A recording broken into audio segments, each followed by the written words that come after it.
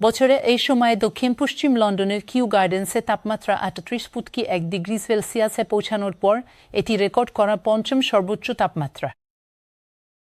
অত্যধিক তাপমাত্রার জন্য একটি অ্যাম্বার সতর্কতা জারি করা হয়েছে এবং তা আজ শেষ পর্যন্ত কার্যকর থাকবে। এর মানে হলো কিছু মানুষ, বিশেষ করে যারা তাপের কারণে অসুস্থ হওয়ার ঝুঁকিতে আছেন, তাদের অসুস্থ হওয়ার সম্ভাবনা রয়েছে। আগামীকাল রাত 9টা পর্যন্ত পুরো ইংল্যান্ডের জন্য অ্যাম্বার হিট হেলথ অ্যালার্ট বা তাপ সংক্রান্ত স্বাস্থ্য সতর্কতাও জারি রয়েছে। রেকর্ড ভাঙা এই তাপপ্রবাহ জরুরি পরিষেবাগুলোর উপর বাড়তি চাপ সৃষ্টি করছে, যেমনটা জানিয়েছেন নাপ্তেশ জোহাল। চরম তাপমাত্রার সাথে এমন চরম পরিস্থিতিও তৈরি হতে পারে। ওয়েস্ট মিডল্যান্ডসের স্টোরব্লিজে আজ বিকেলে প্রায় 60 জন দমকলকর্মী একটি গলফ কোর্সের কাছে বিশাল অগ্নিকাণ্ডের সাথে লড়াই করছেন। এই গরম ও শুষ্ক গ্রীষ্মে এ ধরনের ঘটনা ক্রমশই সাধারণ দৃশ্য হয়ে উঠছে। নরফোকে ফায়ার অ্যান্ড রেস্কিউ সার্ভিস একটি বড় ধরনের ঘটনা ঘোষণা করেছে। সম্ভবত এটি আমাদের রেকর্ড করা সবচেয়ে ব্যস্ততম সময়। বিশেষ করে এই গ্রীষ্মে কয়েক মাস ধরে আমাদের কাছে কলের সংখ্যা ছিল অস্বাভাবিক রকমের বেশি। যদিও সরাসরি তাপের সাথে এর সম্পর্ক নেই, তবুও সাউথ ওয়েলসের নিউব্লিজে একটি ভয়াবহ অগ্নিকাণ্ডে 20টি বাড়ি ধ্বংস হয়ে গেছে।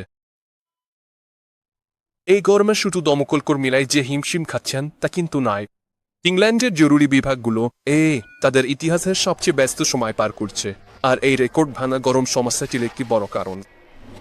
নটিংহামের সবচেয়ে বড় হাসপাতাল কুইন্স মেডিকেল সেন্টারে কর্মী এবং রোগী উভয়ই কষ্ট পাচ্ছেন।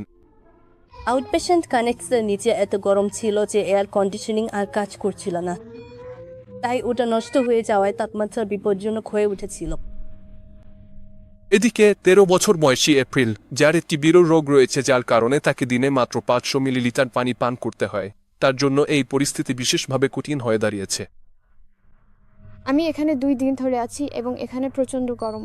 আমি যদি ধরুন যদি একটা আইস পপ খাই আর তাতে যদি 100 মিলিলিটার তরল থাকে, তাহলে তারা আমাকে বাকি 400 মিলিলিটার পানি পান করতে দেবে, তাই এটা মোটেও ভালো কিছু না। পূর্ব লন্ডনের ইলফোর্ডে 5 দিন পানির লাইন বন্ধ থাকার পর 10,000 বাড়িতে ধীরে ধীরে পানির সরবরাহ স্বাভাবিক হচ্ছে। গোসল করতে না পারা, এমনকি পানি পান করতে না পারাটা কেমন? পানি পাওয়ার জন্য আমাকে ঘন্টার পর ঘন্টা লাইনে দাঁড়িয়ে থাকতে হচ্ছে। এটা খুবই ভয়াবহ ছিল। এখানে গ্যারেজটা ছিল। রাকল্যান্ড ওয়াটারে খরার কারণে 50 বছর আগে জলাধার তৈরির জন্য ভেঙে ফেলা এবং ডুবিয়ে দেওয়া একটি গ্রামের ধ্বংসাবশেষ বেরিয়ে পড়েছে। টম অ্যাপলটন ছিলেন সেই বাংলোর শেষ বাসিন্দা যা একসময় এখানে দাঁড়িয়েছিল। আসলে আগস্টের একেবারে শুরুর দিকে এমন করা অস্বাভাবিক। আমার মানে সাধারণত আমরা এটা সেপ্টেম্বরে আশা করি, তাই আমরা অন্তত 1 মাস এগিয়ে আছি। তবে কেউ কেউ এই আবহাওয়া উপভোগ করতে পারছে, যেমন রাস্তার নিচের এই সৈকতে।